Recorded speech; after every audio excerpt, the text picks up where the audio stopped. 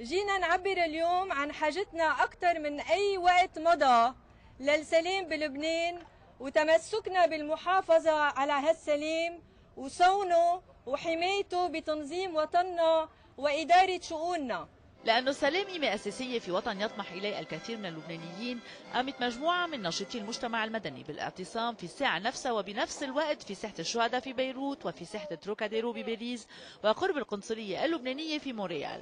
الحركة حملت اسم الصوت الثالث من أجل لبنان، أطلقت دعوتها للتحرك عبر الفيسبوك معتبرة أن الحروب بما تسببه من قتل وعنف وتشرد وظلم لا يمكنها أن تشكل حل لأي خلاف، ودعت العاملين في الشأن العام في لبنان أن يجعلوا أولوية لبنان الوطن لا مكاسب طوائف ومصالح أحزاب والفئات السياسية التي ينتمون إليها. وطن قائم على التعددية والتنوع واحترام رأي الآخر، يرفض ثقافة العنف. فهل هناك من يسمع النداء؟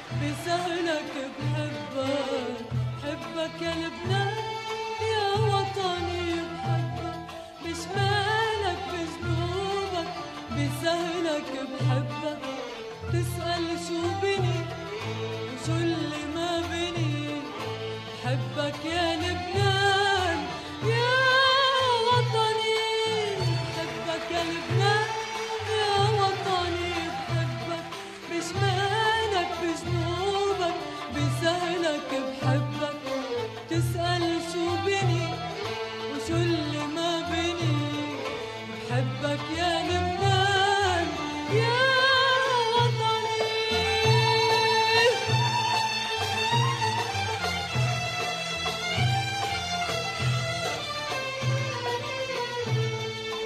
عندك بدي ابقى ويغيبوا الغياب، اتعذبوا اشقوا يا محلى العذاب، عندك بدي ابقى ويغيبوا الغياب، اتعذبوا اشقوا يا محلى العذاب. فرنسا وبعدة بلدان غيرها بدعوة من الصوت الثالث لا تروزيام فوا ذا ثيرد فويس، هدف السلام بلبنان. اليوم أكثر من قبل محتاجين للتعبير عن حرصنا على السلام بوطننا لبنان. نحن هون لنعلن التزامنا ثقافة السلام ونقول بصوت عالي إنه السلام قيمة أساسية لبناء الوطن يلي كلنا بدنا إياه. النزاع المسلح بيسبب كتير كوارث من قتل وعنف وتشرد وظلم، وما بيحل أبداً حل، ما بيحل مشكلة، لا بل بالعكس بكبر الهاوية وبيزيد المشاكل وبيترك جروح عميقة ما بيشفى منها المجتمع بالهوية. حق الحياة هو أسمى حقوق المواطن، وهيدا الحق بيتمثل بالعيش بكرامة وأمان وحرية وطمأنينة من دون ترهيب فكري ولا جسدي. ما بقى بدنا نضل ساكتين عن المس بحقوقنا ونغض النظر عن انتهاكها. نطلب من المؤسسات الدستورية الشرعية إنه تتحمل مسؤوليتها وتحمي المواطن بثقافته وتراثه وتوفر له أمان ليقدر يخطط لمستقبله. منطالب بأنه يكون مفهوم المواطن أولاً هو شعار العمل السياسي ببلدنا، بدلاً من أنه استخدام المواطن وقوداً للنزاعات السياسية وأداة للصراعات وضحية للخلافات. نريد عدالة حقيقية تضع حداً لسياسة الاستنساب والتمييز، ونسعى إلى أن تكون الحرية والديمقراطية الركيزتين الأساسيتين اللتين تبنى عليهما المواطنة المستدامة وتصان بواسطتهما التعددية، بما يؤمن الاستمرارية والمناعة للنسيج الوطني اللبناني الغني، بعيداً من الاحتكار الأحادي لطائفة أو فئة أو حزب أو شخص. باختصار شو هو هدف التروازيام فوا الصوت الثالث؟ أولاً احترام المواطن وضمان أمنه واستقراره. الوحدة الوطنية. تعزيز الهوية اللبنانية. تماسك المجتمع المدني في تنوعه وتعدد ألوانه وأطيافه. سيادة لبنان وحريته واستقلاله. وسادساً وحدة الدولة بكل مؤسساتها الشرعية. كيف بدنا نتوصل لهون؟ شو هو أسلوب الصوت الثالث؟ أولاً التواصل والحوار. المثابرة في العمل الجدي حيثما كنا مقيمين أو مغتربين. التزام الشفافية في الإداء والتعامل. وأخيراً عدم زج لبنان بالصراعات الإقليمية والدولية. ومنوعدكم إنه رح نتابع مسيرتنا لتحصيل على حقوقنا بوطننا، بوطن أمين وسالم قايم على التعددية والتنوع واحترام رأي الآخر. عشتم وعاش الصوت الثالث وعاش لبنان.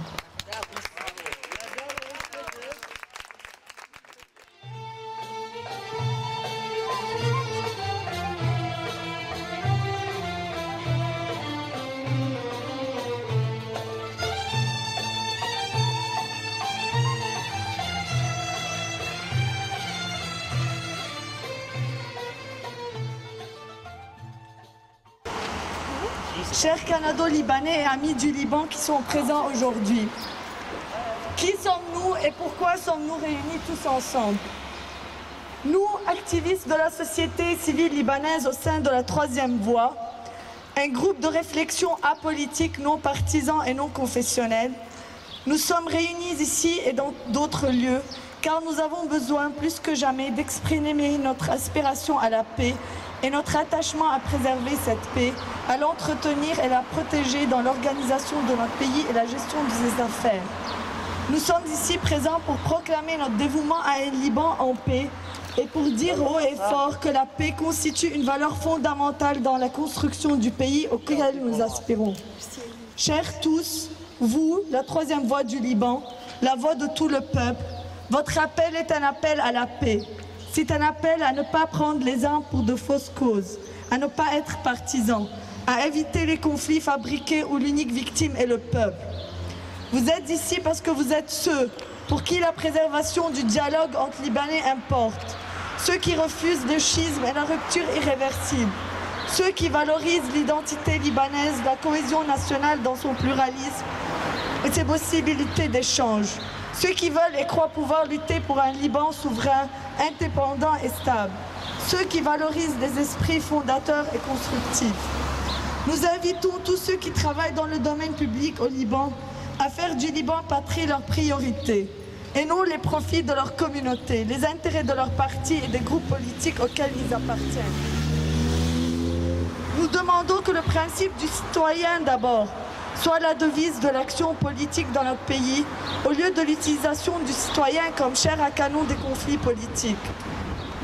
En bref, nos objectifs se résument dans les principes suivants. L'unité nationale, la consolidation de l'identité nationale, la cohésion de la société civile dans sa diversité et son pluralisme, la souveraineté du Liban, sa liberté et son indépendance, l'unité de l'État avec ses institutions légales. Partant de notre foi en la justesse de nos revendications, nous nous engageons à poursuivre notre marche en faveur d'une vie décente et libre dans un pays stable où régneront une sécurité sociale consolidée et une paix civile pérenne. Merci. Bravo. Bravo Micheline, merci beaucoup. On a un drapeau qui ira à la présidence, au président de la République au Liban. On vous invite s'il vous plaît à apposer vos signatures ou bien un message de paix. Un petit mot sur ce drapeau-là s'il vous plaît. إذا بتحبوا هيدا العلم رح يروح للبريزيدون لرئيس الجمهورية على لبنان. بليز نحن بندعيكم بس تحطوا يد تمضوا يا اما تحطوا كلمة صغيرة عليه. ميرسي.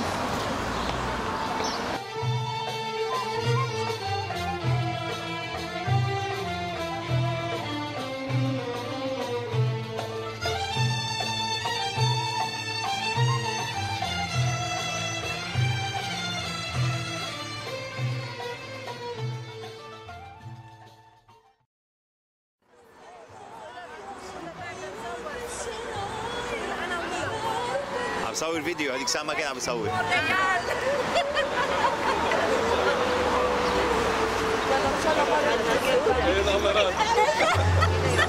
شاء الله قاعدين هيك